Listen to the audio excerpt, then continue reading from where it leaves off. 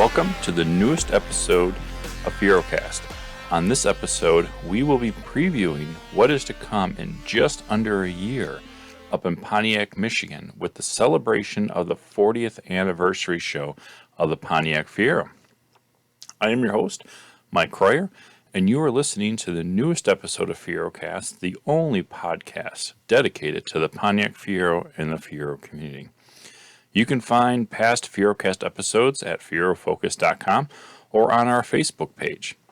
We would like to thank our FieroCast supporters for this 2022 season: the Fiero Store, Rodney Dickman, Bontour Solutions, the Midwest Fiero Clubs, GoldenEye Graphic, and the N.I.F.E store. This episode is brought to you by M1 Concours and the Midwest Fiero Clubs. Heading into the 40th anniversary show, we will be heading to the M1 Concours. M1 Concours blends style and speed, offering the perfect automotive events and entertainment venue at our 87-acre property, including its motorsports community of private garages and its own private motorsports club. This state-of-the-art facility features indoor and outdoor spaces that overlook a 1.5-mile Champion Motor Speedway performance driving track. M1 can transform any event into a one-of-a-kind exclusive experience. The M1 Concours is conveniently located on the legendary Woodward Avenue in the city of Pontiac, Michigan. This is less than 35 miles from Detroit's Metropolitan International Airport. In short, M1 Concours is the epicenter of all things automotive in the Metro Detroit, providing a place where enthusiasts can keep, show, and exercise their vehicles in the company of other enthusiasts. As they say, location is everything, which is why M1 Concours was built right on historic Woodward Avenue in a location easily accessible from every Detroit suburb. The 87-acre property sits on the northwest corner of Woodward Avenue and South Boulevard, adjacent to the Bloomingfield Hills, and is bounded by Woodward Avenue on the east and Franklin Road on the west, major highways including I-75 and M59, which have exits within a few miles of the property. M1 Concours sits on the historic site that has been home to a series of auto manufacturing facilities for the past 100 years. Starting in 1905, a large portion of the property was developed into a factory by the Rapid Motor Company and for production of municipal vehicles. In 1908, a combination of Rapid, Reliance Motor Truck, and Crescent Motors became General Motors Truck Company. During that decades, GM owned the company. It was home to a variety of manufacturing plants and quality assurance facilities. So, be sure to join us during the 40th anniversary celebration of the Pontiac Fiero at M1 Concours. It will be a day you will never forget. Have you asked yourself, what is the Midwest Fiero Clubs? Well, the Midwest Fiero Clubs, which is also a region of the AACA, is a dedicated group of enthusiasts whose passion is to promote and preserve the Pontiac Fiero and the Fiero community. The Midwest Fiero Clubs consists of members from existing Fiero clubs across the U.S. The Midwest Fiero Club's intent is to support member clubs and promote the Fiero-related events that they offer. The intent is to enable enthusiasts to discover events in their areas other than their own, and to warrant participation. This has created a tighter-knit Fiero community of the owners and created some great regional shows that may not have otherwise happened. So, how do I find out about them? You can visit the website at midwestfieroclubs.aaca.com or just Facebook them at Midwest Fiero Clubs AACA and like them. All right. Welcome to this newest episode of FieroCast. Again, this episode is presented to you by M1 Concours. And tonight we are joined by our special guests, Fred Bartemeyer and Jen Goss.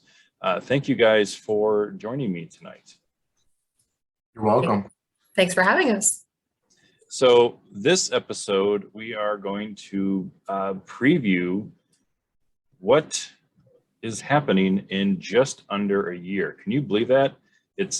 We're under 365 days to this 40th anniversary celebration of the Pontiac Fiero. Can you believe that already? Yeah, it seems like it's the fifth time around, though, especially for me. Get down to under the year mark, and it goes really, really fast all of a sudden.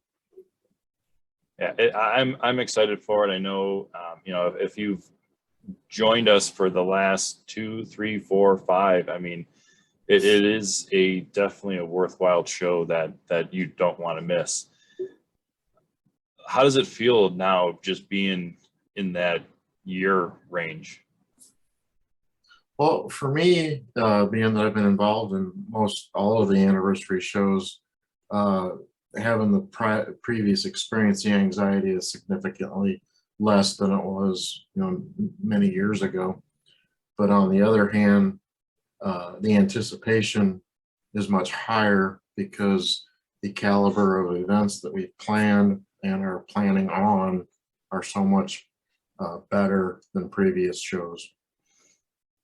Yeah, I would agree. I mean, this is going to be the third time that we're going to be returning to Pontiac, Michigan.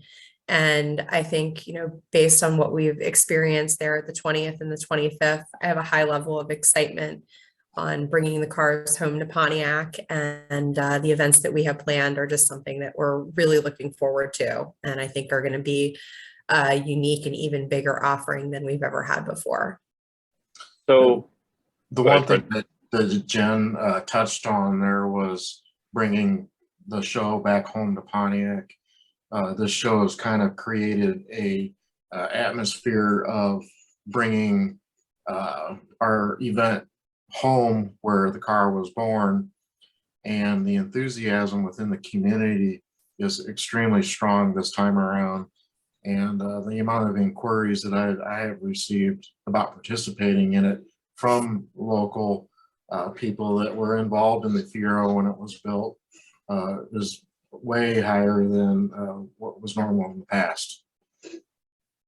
So for those that are new to the anniversary shows, and I'll ask this in a few minutes, but can you explain a little bit what the difference is between this type of anniversary show, which is the introduction of the Pontiac Fiero, compared to the actual year it was available to the public anniversary?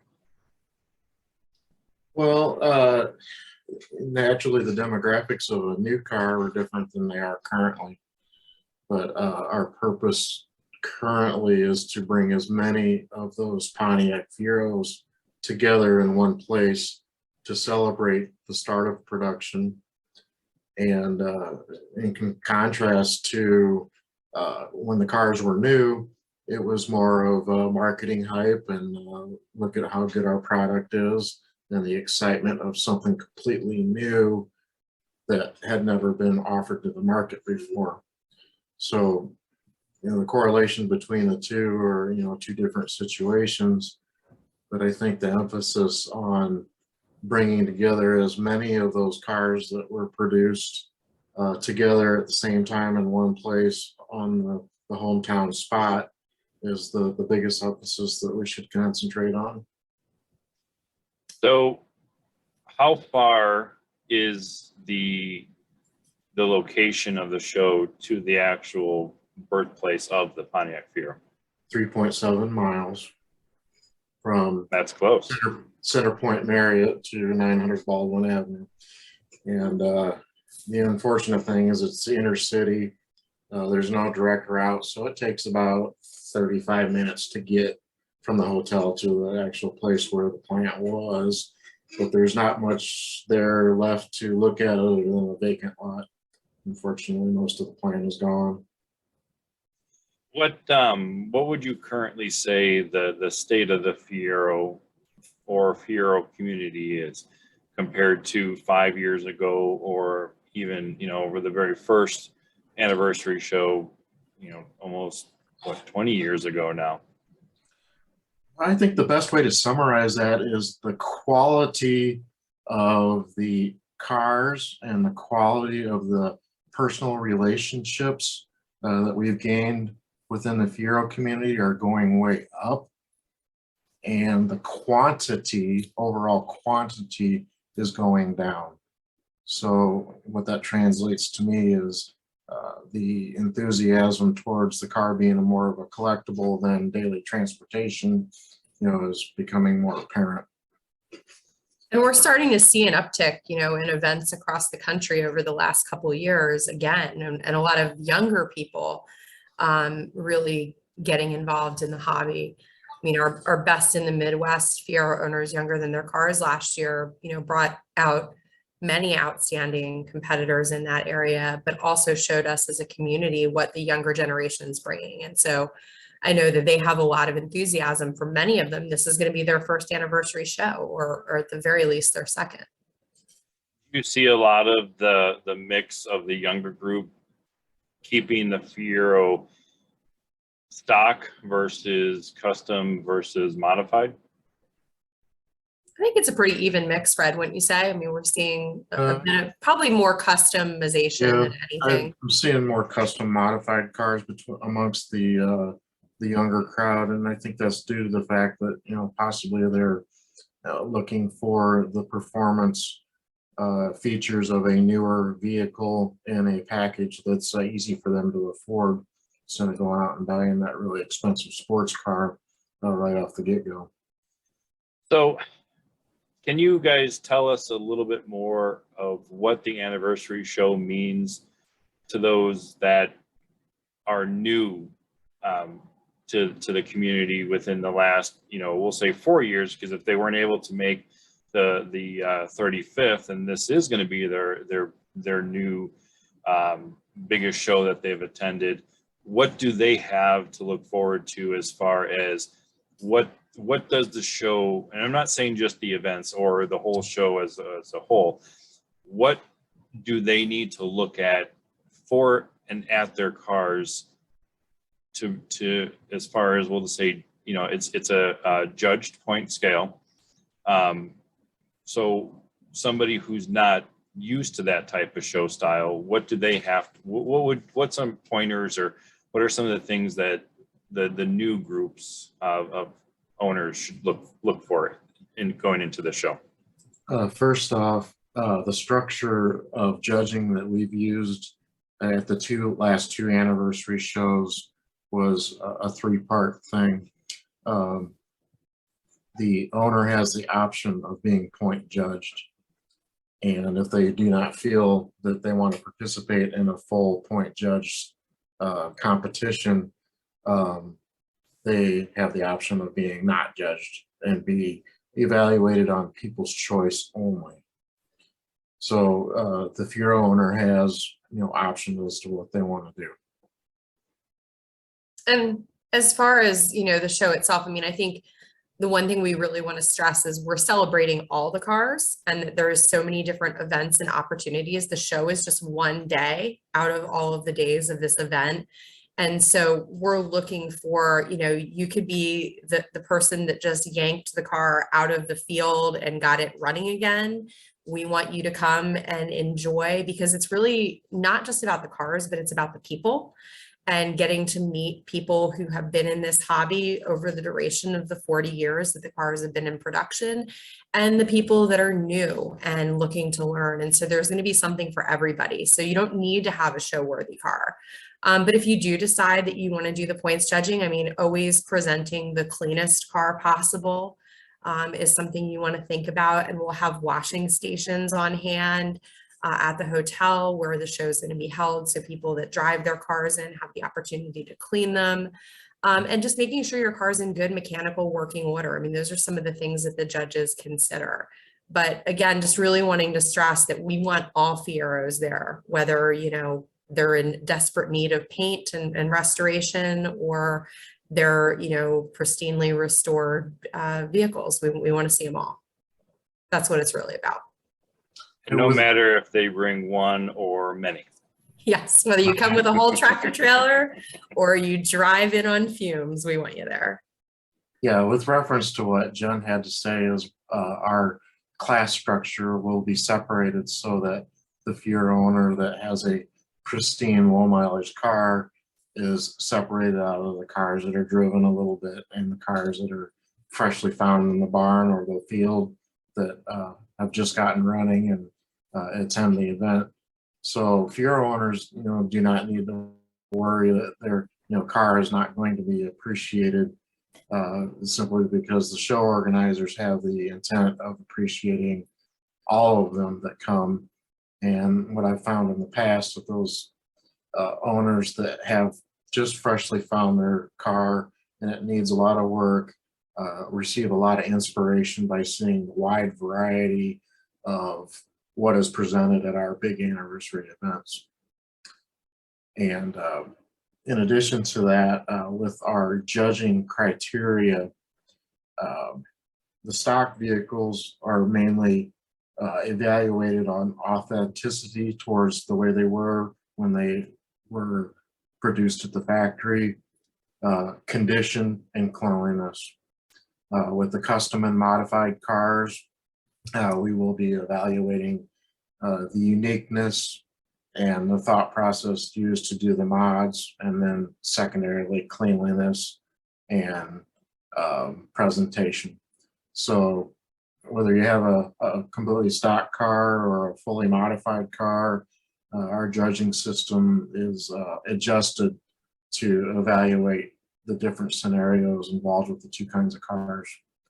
So it's really, I mean, it's something that no matter what condition your car's in, it is a show that we want you to attend and just be part of the Fiero community and just see all the different styles and what people have done to them as well out there.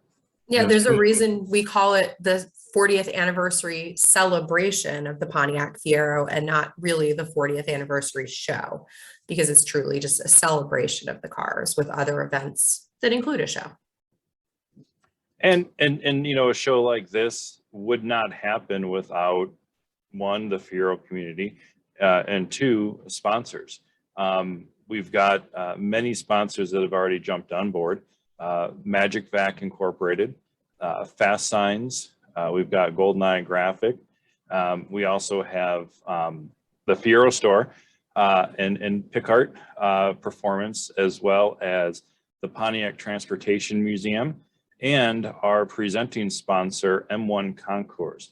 We're going to talk with them probably in a couple months. We're in the process of working with getting them on FieroCast as well. But Jen, Fred, tell us a little bit more on this sponsor.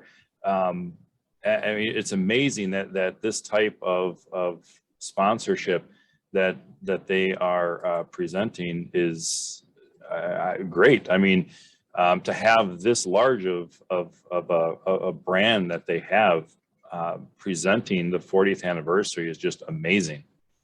Yeah, so I mean, I would go as far as to say that the M1 Concours is one of the premier, if not the premier, automotive facility in the United States right now.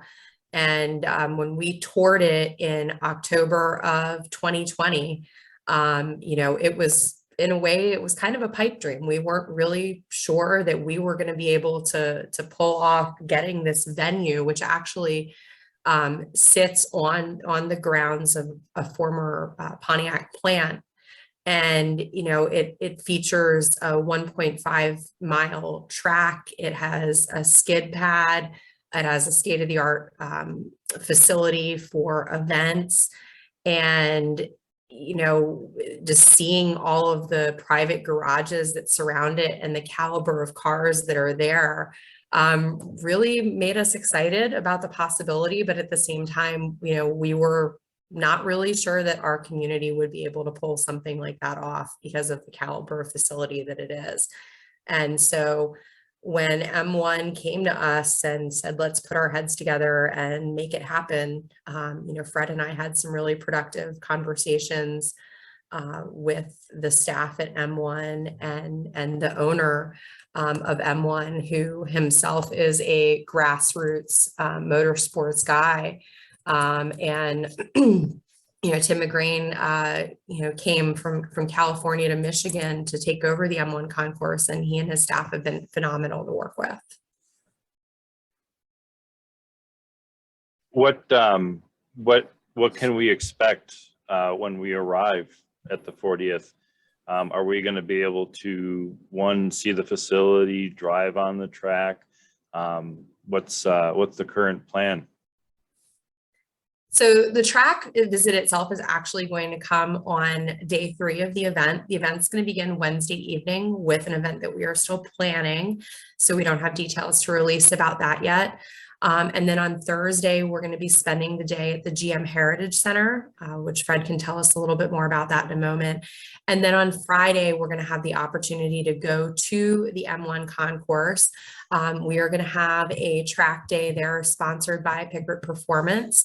And individuals in the Fiero community are going to have the opportunity to, pay for track day, which is going to involve various levels of open lapping and guided lapping on the M1 track, depending on one's skill level, as well as one's desire on how far to push your car.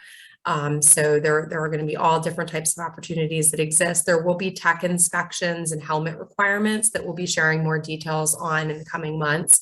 But if you've ever wanted to get your Fiero out there and see what it can do, you'll have the opportunity. And we're going to spend all day at the track on Friday. And then Friday night, we'll be having a barbecue and event at the Pontiac Transport Museum. That's a very fun, full packed day. But yeah, as time gets closer, those requirements, I think, will help if somebody's able to participate on that event, because it is a full-fledged racing track. Definitely, if somebody needs to bring a helmet with for this trip, it's definitely going to be, a requirement. I mean, you've pretty much summed it up on that fun full Friday. Would you say that would be the premier event that the 40th is offering? I mean, there's so many different events going on for this particular weekend, but the opportunity to get your car out on this track, I mean, that's I mean, it's like, back at the 30th when you got to participate in driving on the N.I.F.E 500. I mean, that's, how many people can say they took their Fiero on a lap for that event? I mean, that's any type of racing event is awesome. Well, one thing that the listeners do need to know about the M1 concourse is when Jen and I were inquiring about having the event at their facility, Jen had mentioned that they had got with us to work things out to see how we could make this happen. The general consensus that Tim McGrain was communicating to us is they really wanted to keep us within the range of what we're calling home, which is the Fiero plant. And the Fiero plant is only a couple miles up the road from where M1 Concourse currently is. And then we're within a few blocks of the Pontiac Transportation Museum, and then just a few miles from our hotel. So with that in mind, they worked very hard with us to make sure that we could, conduct all of our events within a short distance of all of the events. And that was kind of the basis for their sponsorship. And our colleagues at the Pontiac Transportation Museum have been a huge assistance in getting all of these pieces together. We couldn't really have done this without the help of Tim Dye and Rosanna Hull. They've been just phenomenal in supporting this event. So Mike, you said, what's the premier thing? I don't know. Truly, it's hard to pick. I mean, I'm excited about the opportunity to go on the track. But the Pontiac Transportation Museum is undergoing really the first phase of their construction right now. So we're going to have the opportunity to see some growth there and celebrate that growth. So that's going to be outstanding. You know, seeing the cars at the show on Saturday, there's going to be so many awesome vehicles to see. And on Friday, you know, people can come out to M1 even if they're not racing and celebrate. And then Thursday, you know, Fred, tell us a little bit about the GM Heritage Center and, you know, what possibilities exist there, because I think that's going to be fun too. Well, with It's the hidden gem too. With the GM Heritage Center, the plan is to rent the facility for the entire day. And what that means is the length of the day is going to depend on how many participants we receive in terms of the people who were there when the car was designed, built, and manufactured, so on and so forth.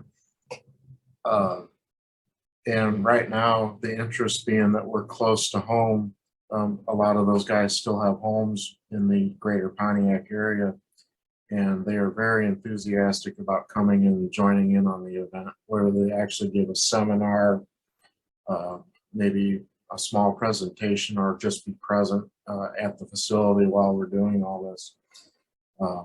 So the day could be a very long day, depending on just how many people bring forth their interest to talk with us Fiero enthusiasts. And then one thing that most will look forward to is the 4 remaining prototypes that GM retains in their Heritage Center collection will be out on the floor for everybody to see. And having those cars at the GM Heritage Center, you know, allows us to see them all day long without the cost of transporting them over to the show site. And then just for anybody that doesn't know, that's the number 1, the number 2 pace car, the 90 prototype, and then what was the 4th one? It would be the turbocharged. That's right. Porsche Eater, as they informally called it. But the pace car is Indy pace car number 1. It is number 1. Okay. I couldn't remember which one the Raceway had and which one Heritage had. Yes. So for somebody that wants to come out, everything, they want to start participating, what are the recommended, and I probably should have asked this first, the official show dates for next year? Wednesday, July 12th through Sunday, July 16th. So we'll be having an event Wednesday evening, and then we will be at the Heritage Center all day Thursday. So for those people that want to see the prototypes, as of right now, that's going to be your chance. So people should plan to be there for that event on Thursday. And then Friday will be at M1. Saturday will be the show at the Center Point Marriott. And then Sunday morning, we'll be doing the awards, breakfast and event. And again, just so people know, what is the information as far as for the host hotel? I know reservations are open for rooms, and people can start making those right now. What was the current rate again? And then just again, encouraging Fiero owners to start making those reservations, because we're under a year and those reservations are going to start getting eaten up. Yeah, the current room rate is $134, and that is currently still open. We do have a link available on our Facebook page, and we'll be having more links soon to launch on our fiero40th.com site. And we also have links at the Midwest Fiero Club's page website now as well. And for those who are on Facebook, it is Midwest Fiero Club's, I believe it's Midwest Fiero Club's region of the AACA. Yeah, I'm just double checking. Okay, so yes, the Facebook official name is Midwest Fiero Club's region of the AACA. But for a quick reference, if you need to get to it, it's just at Midwest Fiero Clubs, and that will take you directly to the Facebook page, and then Midwest Fiero Clubs .aaca.com is the official Midwest Fiero Clubs page as well. And then, like Jen said, the 40th anniversary page website should be coming along pretty quickly. So that will have more of the most up-to-date information on the show as well. Again, for somebody who hasn't attended these events in the past, what can some of the new owners and new Fiero community owners expect from the show? A good show, a great show, or a shock and awe show? Well, we're definitely hoping for the shock and awe show. It all depends on the participant. If they want to participate in everything that we're planning, they should walk away with a very positive experience. And the biggest thing that I try to do is get out with people and be able to talk to, especially the new owners, and try to create some of the enthusiasm that I personally have accumulated over the years. And To plan to sleep in advance. exactly. Because truly, if someone wants 24 hours of Fiero fun, Mhm. it is accessible at one of these events. That is definitely true. The anniversary events that I've been part of since the 20th, it has been very little sleep, very little time spent in the hotel room. And we'll just leave that to the Fiero community, because there's a lot of great people to meet, a lot of friendships that you don't know about yet. And it's been an absolute joy to attend these shows just on the aspect of the people. And something else that we, love to put out there is, these shows are completely volunteer run, by all of us here in this podcast and by the many other amazing people that are helping to put this together. But, volunteers on site are critical. Even if somebody's willing to donate just an hour or two of their time, that helps spread the joy and enjoyment.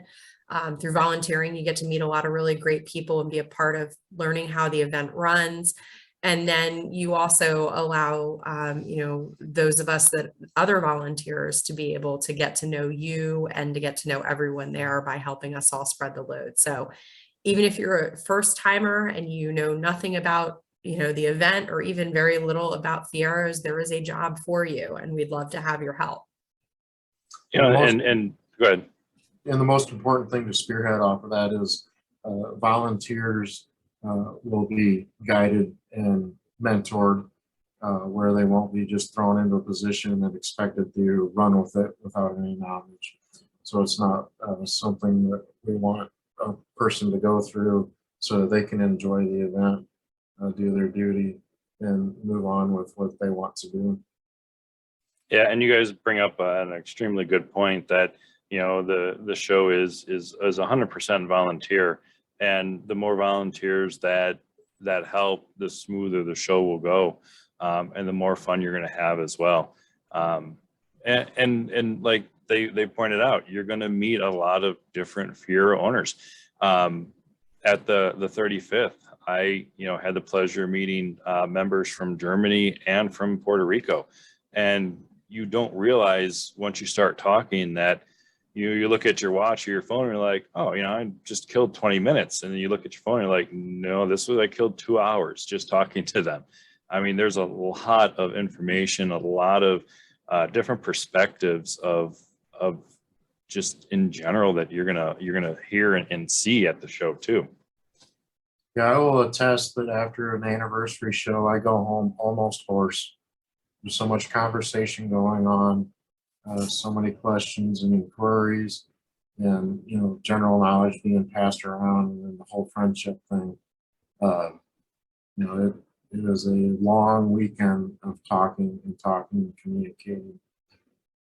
I will say I forget what his first name is.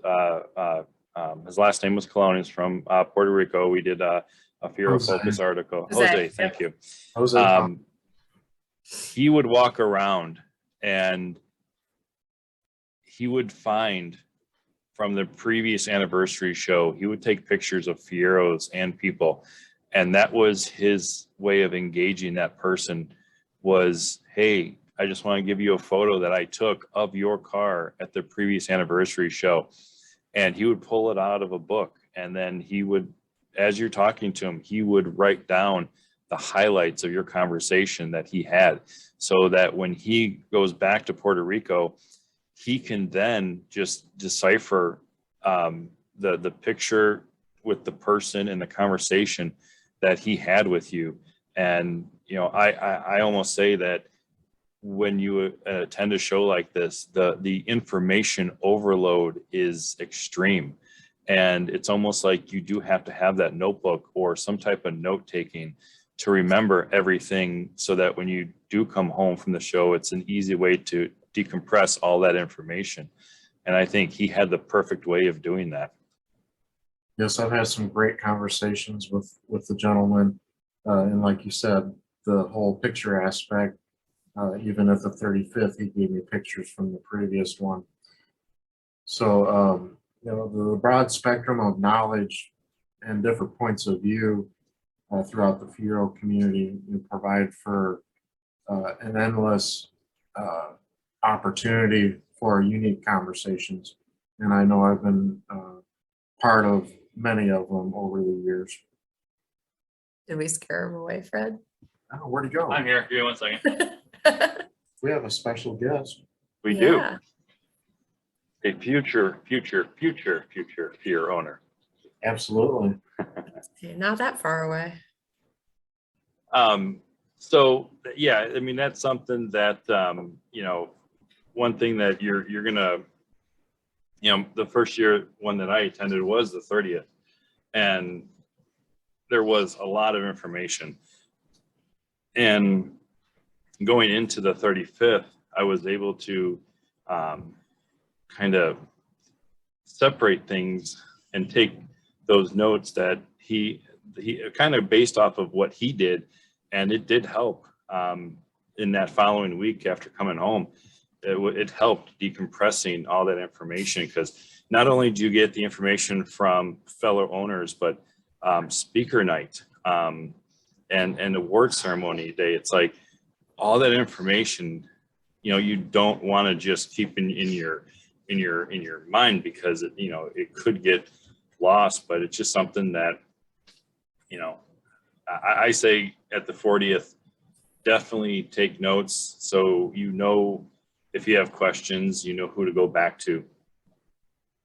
Well, for me, the event gets so intense that when I come home and get everything unpacked and the cars put away and decompress, I go back and look at the pictures and watch the videos to remember what I actually did. Because you get in so many different directions with conversations and things that are going on, and being part of the show organization, it makes for a very short week. Mm-hmm. And it's amazing how fast the time goes. And to remember it all, it's all in the photos and videos that are taken throughout the week. So that's another point that we encourage the participants, is to upload their photos and videos to our designated hashtag that will be developed, and that way we can share all that with the entire Fiero community. You could see different pictures of Fieros that maybe you weren't able to see, and stuff like that. Yeah, I mean, there's a whole different world at these anniversary shows, because you do get caught up in stuff, and you know, things will get missed, and this is a way that, you know, definitely will help. So I know we touched on the events and everything like that, but another big kind of, shouldn't say surprise, but another big viewing is going to be a number of prototypes outside of the Heritage Center. Do we know what type of prototypes will be coming that are not part of the Heritage Center? Well, it should be a variety, a little bit more than 35th. There have been more cars that have come about since the 35th. that will be at the show at the host hotel indoors. One of the unique relationships that have developed in the last couple of years is the Indianapolis Motor Speedway more or less liquidated their inventory of vehicles, and Roger Penske ended up with our Indy pace car, the Fiero pace car, and currently the car is housed in Pontiac, Michigan, not too far from our venues, and it's in high hopes that the Penske team has time to let us see the car and see it in motion and enjoy it on a more intimate base than just seeing it in the museum down at Indy. My intention is to bring everything that I have that is show worthy, and that will probably be approximately 11 vehicles. So that's going to be quite a commitment to bring 11 from Iowa to Michigan. Fortunately, Are you going to drive one at a time or try to? I don't know. There's many options that are developing at this time, but with fuel prices the way they are currently, it may be more economical to drive each individually with a gas vehicle versus us getting a semi with a diesel. So we'll just see how it all plays out. The important thing is they should all have time to take care of the needs there. And the most important thing is there's a place to put them with the support of the Pontiac Transportation Museum once they arrive, because I'm not going to be able to run 11 of them at one time a couple of days before the show.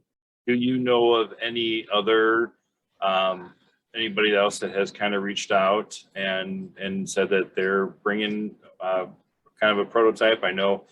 Yes. Oh, sorry, go ahead. Yeah, the owner of the Huffaker 55 race car, he also owns the black and yellow Bumblebee Hot Rod Magazine car out in New Jersey, is planning on bringing at least one of those cars at this time, but in correspondence with him, he'd really love to bring both of them, since both cars have not been viewed by the Fiero community since the 25th in 2008. It would be a treat to have both of those cars come.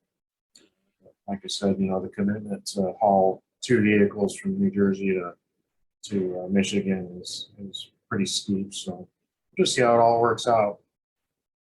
Do you think we'll be able to see the Mira that we saw at the 35th? I have been in correspondence with that owner, and right now the intention is yes. Awesome. I'd like to see the car come earlier than it did for the last time, because most people didn't realize what it was, and as much event that was going on at the time, some people actually missed the car because it was just a one-day entry. Yeah, I mean, along with the events, I mean, just seeing all of the prototypes that outside of the Heritage Center, and it's not just those type of past Jim Heritage Center ones, but just the unique ones that have been found over the last 5, even 10 years that a lot of people don't really know about, and just to see them in person. The most interesting thing about having the prototypes at the event is the people who worked on the cars when they were new and in development. A lot of them were in awe of the aspect that the cars still exist and they're still appreciated. And some of the stories that start coming out, the memories start flooding in, and the relationships that are developed with these people. They talk about our previous events to their friends, and then all of a sudden their friends are coming, and they're all former employees that work on these projects. And we start to learn about how involved and how deep the actual development part of the Fiero was in comparison to what we saw in the dealership showrooms. So those kinds of displays are important in that aspect. And it allows our younger members who probably may not have been around when this is all happening to come in and enjoy listening to the stories and seeing, how it all happened and the significance of what the history of the Pontiac Fiero is and why it's important to the automotive industry. And I think, Mike, was going to point out with that too, a lot of people ask, why is the show being held in Pontiac? Why is it not being held in the smack dab middle of the country? Or, why not here? Why not there? And one of the things that we really wanted to capitalize on with this particular show is that, the individuals that worked on this car, from the engineers all the way down to the plant employees, like the rest of us, they're not getting any younger. And so we really wanted to make sure that we had this event at a place where many of them still live and that's accessible to them, to really come home and celebrate the car, and to make sure that we're able to capture those memories while they're still with us. And we're hoping to also get, some of the regular plant floor employees that might have put your door skins on or had various jobs throughout the project to come and truly celebrate with us. That's a really important part of this particular event. Which it brings up another question. Do we have any returning speakers from the 35th, or do we know of any newer speakers that will be attending that just found out about an anniversary show and just kind of want to see, how the community has thrived over the last 40 years from what they remember from the plant till now? Oh, yes, absolutely. The guest speakers that we've had in the past have been so impressed with our presentation and the Fiero community and the people that have participated that they are very eager to come back. And the important thing that they have done is when they have gone back home, they've thought about the people that they worked with, and they have contacted them and said, hey, you guys really need to find time to come up and participate in this event. So you would be severely impressed about how passionate and enthusiastic the Fiero community is towards the car. And it was a great time, very relaxed atmosphere. And I've gained numerous great friendships with people who actually did the project over the years. That it's almost kind of along daily communication type thing where I'm always talking to somebody that was involved from the start. Is there an emotional level that you've seen over the last couple anniversary shows that that some of the workers have, and that they're just it just hits them so hard that it's just something that they I don't want to say get overwhelmed, but just for the love of a car that they spent their life building in the plant? Well, the one thing that I hear a lot from the people who worked the Fiero program was that the job that they had during that time was the best work they had done throughout their career at GM. Because a lot of them, they didn't work for Pontiac the whole time, but their memories and their experiences were the best during that period, just due to the way that the management structure was set up with the Fiero plant, and that transferred kind of over to the development side of it also. And a lot of these guys and ladies had devoted their passion to seeing that this car succeeded, because it was kind of the underdog at the time.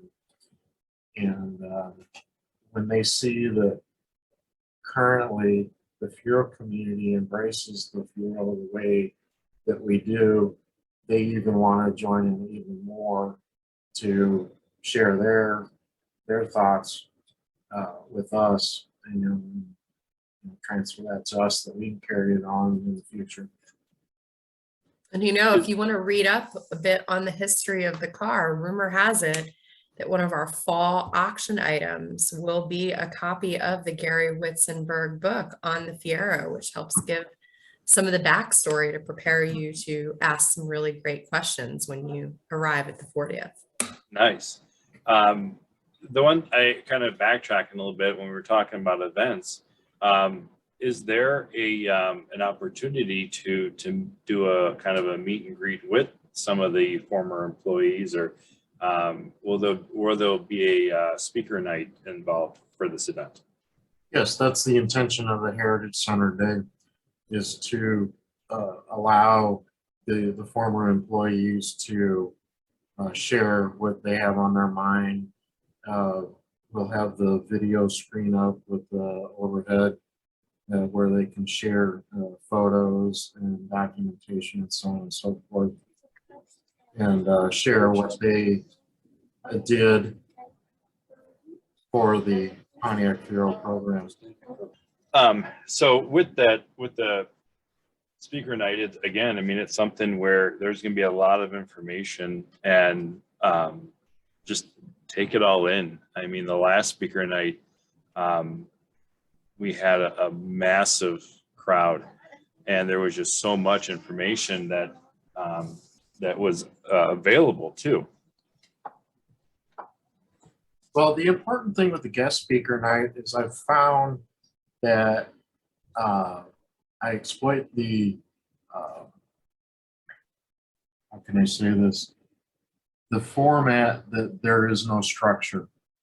So when they come and they get up in front of the microphone, there is nothing expected of them as far as what they need to talk to. I always encourage them to talk about what was most important to them.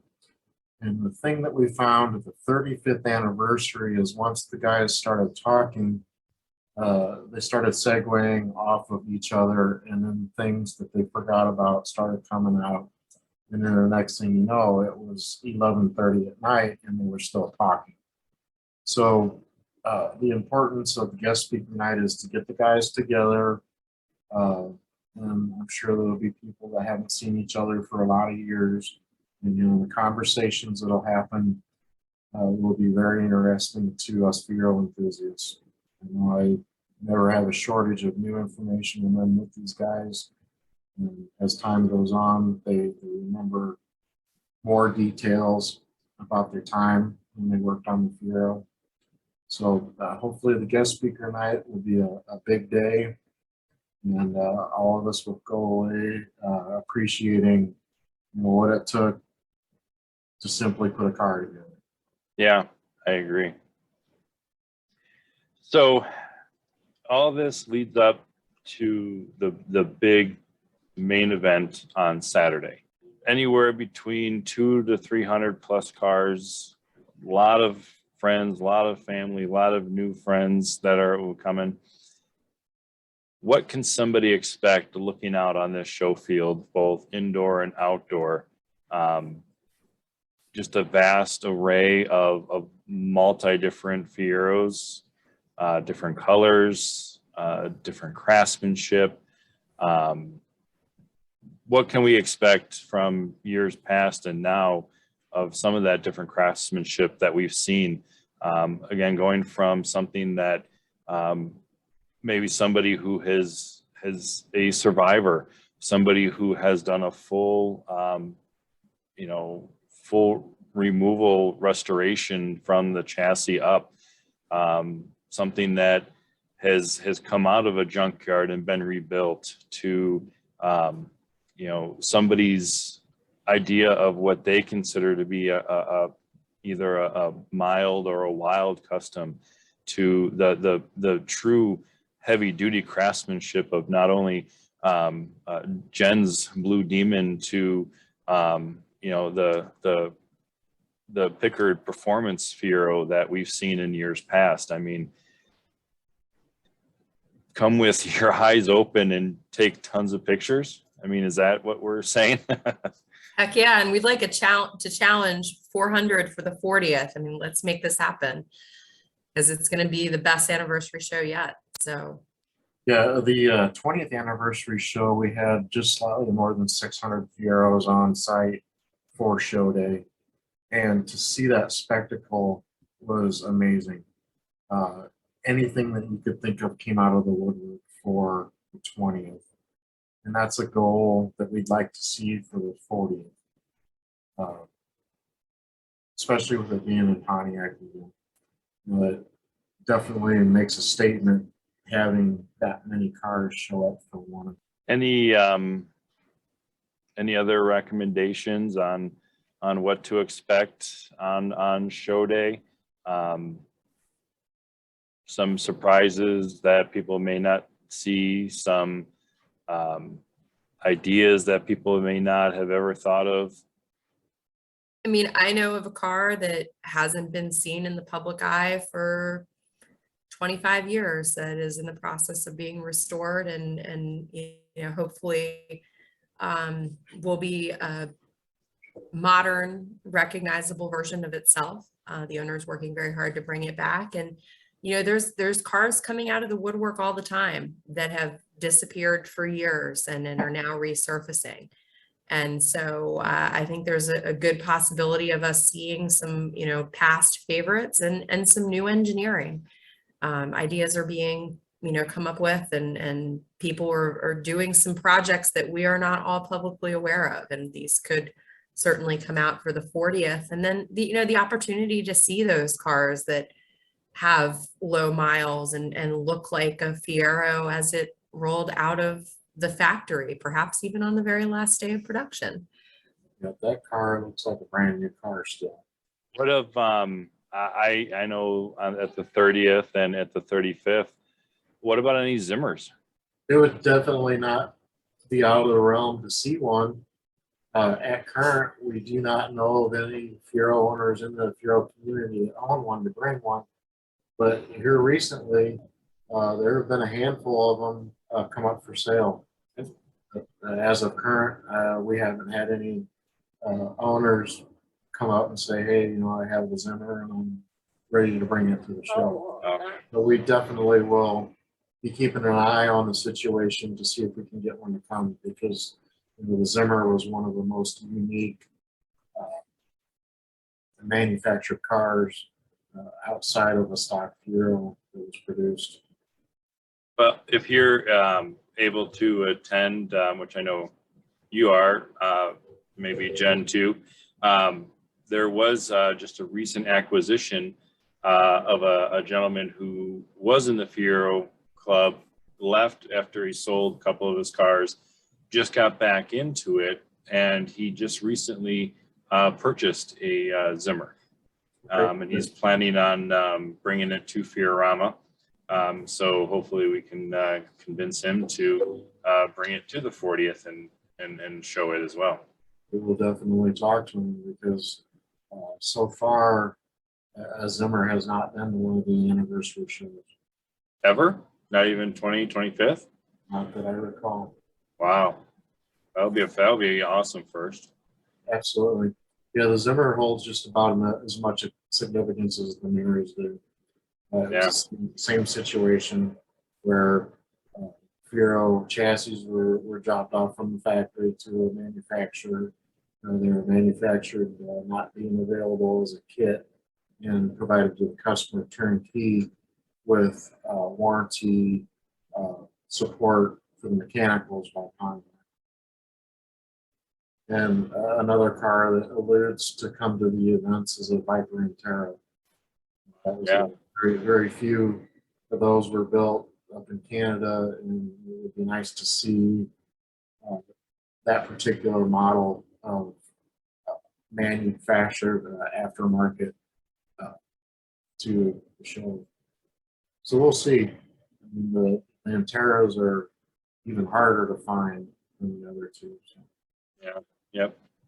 So before we wrap it up here today or tonight, I know the one of the big questions that will probably be asked is registration open? Not currently.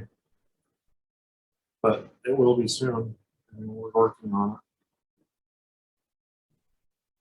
it. It all depends on getting all of our details together so that when the 40th anniversary website is released to the public, that all the details are there and there's no gray areas. And anybody that's interested in participating can look at it and know exactly what they're getting into. So that's what our goal is, to make sure it's definitive. And that way it's more enjoyable for the participant to register and participate. And just to give everybody just an idea of what to look for with registration, there's many classes. I believe it's what, A through Z, or somewhere around there. So there's, when it comes time to register, really look at those classes. And if you aren't sure of what class to be put into, is it best still to register, or is it best to just wait to show day or arrive at the show to have somebody look at your car to see what class you should be put in? So advanced registration's definitely appreciated, because that helps us as show organizers plan for the amount of cars that are going to be on site. Every car, regardless of whether or not you select a class when you register, will go through a classing process when it arrives on the site, just to make sure that the owner's understanding of where it should be classed correlates with the show organizer's classing process to put everybody on a level playing field. So, always feel free to reach out to us if you have questions, but know that what you put in the system when you register, you're still going to go through a classing process. So it does help us if you do register in advance, because there will be goodies that come along with registration and our ability to plan for those things. We appreciate advance pre-registrations. Should anybody be discouraged about having their car looked at to verify what class that they either should or be moved to? Well, it'll be a requirement of the show day. That way the like cars and the like conditions and features are grouped together for fair judging if they choose to do the point judging. And it also brings the same features together in a class. I think that's great to have. That way, somebody isn't put up against something that's completely different, or just again, it's the kind of treating everybody in that class that has the same category together. So, all right, that's the intention of our expanded classification system, so that people are comfortable with entering their car and feeling like they're on a level playing field when they participate in show day. Now, is it to get down to like nitty gritty stuff? It's the classes are pretty well. They cover the full spectrum of any type of Fiero that will show up, right? That is correct. Yeah. So, any type of Fiero you have, whether like Jen said, you pull it out of a cornfield and you're working on it as a project, we got a class for you. So yeah, and once again, if the participant is uneasy about having their car point evaluated, they have the option of letting the participants vote for their favorites in People's Choice. So there's many options with the show day. Very nice, very nice. And, another thing to think about too is, having your car be point judged gives you the opportunity to get some valuable feedback that you can use, to better your car in the future. So I strongly encourage anybody to consider it, because it's a process that you may not have the opportunity to get at your average car show. Yeah, agreed. Well, thank you guys for joining me tonight on FieroCast. This 40th anniversary preview show, I think, was great. There's a lot of information just right now out there. So everybody, look at attending the show. It's going to be something you don't want to miss. if you miss it and you're like, I'm going to kick myself, then you get your butt there and you won't be kicking yourself. Any closing comments on anything 40th? Real quickly, Jen, you did mention auction, 40th auctions. So maybe you want to, before we close out, just give information on what we've had and maybe what's to come and what's currently out there right now. Yeah, so putting on a show of this caliber certainly is not inexpensive, and we're trying to make it as affordable as possible for our Fiero owners and enthusiasts. So getting support of sponsors, which can, of course, talk to you, Mike, if they're interested. We have sponsorships at many different levels, has been crucial. And then we've also been running monthly special item auctions at bit.ly/MWFC40. We've auctioned off a special edition of Keith Goodyear's taillight lenses. We've auctioned off slots on a special 40th anniversary poster. Most recently, we auctioned off the feature car on the 40th anniversary t-shirt. And so we've got some other really amazing auctions coming up in upcoming months. I mentioned the Gary Witzenberg book. We also are going to have opportunities to bid for breakfast with special personalities, weather permitting, a ride in Fred's pace car number 3 on the M1 track. We'll also have the opportunity to bid on a spot to have your car in the hotel lobby. So these are all things to keep an eye out for, and all of the proceeds from these auctions 100% go towards putting on this fantastic event. Thank you. I almost completely forgot about that too. So when you brought it up, I was like, I got to make sure she talks about that. The important thing about the auctions is it's a unique opportunity for a enthusiastic participant to be highlighted within the event, especially with items like t-shirt and so on and so forth. So our intentions is to get the Fiero community involved and feel like they're a part of the bigger event. I 100% agree. The more involvement, and it makes you feel right at home. All right. Well, thank you guys again for joining me. And, this is just the first of many Fiero casts that we will have dedicated to the 40th. In the meantime, if you guys have any questions, you can reach out on our Facebook page and the Midwest Fiero Club's Facebook page as well. And then as soon as registration and the website open, we will get that information out to you. But again, we look forward to many more Fiero casts dedicated to the 40th and get that information out. And major exciting news. We are 1 year under for the 40th. So get your reservations into the hotel and get your plans and get set. So, all right. Thank you guys. It's been a pleasure. Thank you very much, Mike, for hosting us. Thank you for joining me again. All right. Thank you again to Fred Bottermeyer and Jennifer Goss for joining me tonight as we talked about the 40th anniversary celebration preview. We are just under a year away, and it can't be more exciting heading into this event. And as you know, there's going to be many more things that are going to be announced as time goes on, leading up to the main show. So again, make your reservations. Be ready to make your car registration once registration opens. It will be a show you don't want to miss. This podcast was produced by GoldenEye Graphic and is a production of the Northern Illinois Fiero Enthusiasts. Thank you again for joining me tonight. I am your host, Mike Croyer, and thank you for listening to the newest episode of FieroCast.